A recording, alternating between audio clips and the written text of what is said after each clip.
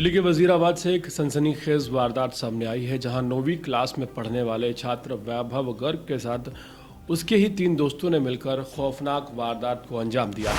23 मार्च 2025 रविवार के दिन वैभव के दोस्त पहले उसे प्यार से बुलाकर अपने साथ खेलने के लिए ले गए और फिर उन्हीं 3 दोस्तों ने वैभव गर्ग के साथ बर्बरता की सभी हदें पार कर दी।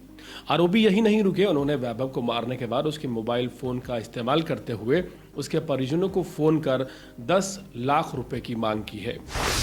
वैभव के पिता, जो कि पेशे से ड्राइवर हैं, किसी तरह 10 लाख रुपए का इंतजाम भी कर पाए, लेकिन आरोपियों ने फिर भी वैभव की जान ले ली। इस घटना के बाद एक बार फिर से देश की राजधानी दिल्ली में नाबालिग गैंग्स के बढ़ते अपराधों पर सवाल खड़े हो गए हैं। तीनों ही आरोपी, जिन्हें पुलिस ने हिरासत में लिया है, 18 साल से कम उम्र के हैं। दिल्ली के वजीराबाद इलाके में नाबालिग दोस्तों ने 9वीं के स्टूडेंट्स का किडनैप कर उसकी जान ले ली है। फिर परिवारजनों से 10 लाख रुपए की फिरौती मांगी गई। हालांकि पुलिस ने मंगलवार को छात्र का शव बरामद कर लिया और 3 नाबालिग आरोपियों को हिरासत में लिया है। मिली जानकारी के मुताबिक 14 वर्षीय वैभव परिवार के साथ मिलन विहार इलाके में रहता था। वैभव के पिता पेशे से ड्राइवर हैं, जिनका नाम विकास गर्ग है।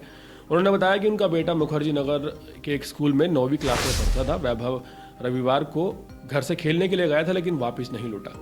जब वो देर तक वापस नहीं आया तो परिवार वालों ने तलाश जारी की। जब वो नहीं मिला तो पुलिस को सोमवार को सूचना दी गई। इसके आधार पर दिल्ली पुलिस ने किडनैपिंग का मामला दर्ज किया और FIR लॉन्च की। इसी बीच विकास के मोबाइल पर वैभव के मोबाइल नंबर से एक फ़ोन आया। फ़ोन करने वाले ने वैभव की जान बचाने के लिए 10 लाख रुपए की मांग की। इसके बाद परिजनों ने पुलिस को इसकी जानकारी दी, जिसके बाद पुलिस ने ASP तिमारपुर नीरव पटेल की देखरेख में इंस्पेक्टर अमित कुमार और SI हीरालाल की टीम जांच में लग गई और अपहरण के 2 दिन बाद वैभव का शव भलसवा झील के पास DDA के बीहड़ जंगल में मिला है। यह घटना परिवार के लिए एक गहरी त्रासदी बन गई है। वैभव के पिता ने रोते हुए बताया कि उन्होंने पूरी कोशिश की, लेकिन कुछ काम नहीं आया। परिवार का रो रो को बुरा हाल है। पुलिस पूछताछ में मालूम हुआ है कि तीनों आरोपी नाबालिग वैभव के घर के आसपास रहते थे। इन्होंने रविवार को योजना के तहत वैभव को बहलाकर अपने साथ भलसवा डेयरी झील के पास जंगल में बुलाया।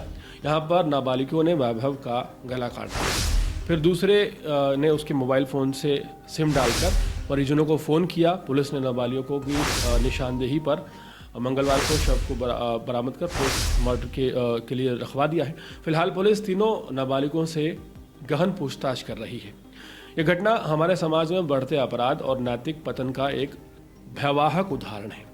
जिस तरह से नाबालिग बच्चों द्वारा इस निर्मम अपराध को अंजाम दिया गया है, वो सोचने पर मजबूर करता है कि आखिर हमारे समाज में ऐसी हिंसा की मानसिकता कैसे पनप रही है। बचपन जो मासूमियत और सीखने की उम्र होती है, अब अपराध की ओर मुड़ता जा रहा है। ये केवल एक परिवार की त्रासदी नहीं है, बल्कि पूरे समाज के लिए एक बड़ी चेतावनी है कि हमें अपने बच्चों के पालन पोषण और उनके मानसिक विकास पर गंभीरता से ध्यान देने की ज़रूरत है।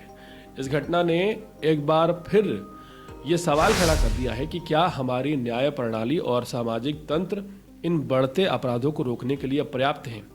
क्या ऐसे मामलों में सख्त सजा ना मिलने से अपराधियों के हौसले बुलंद नहीं हो रहे हैं?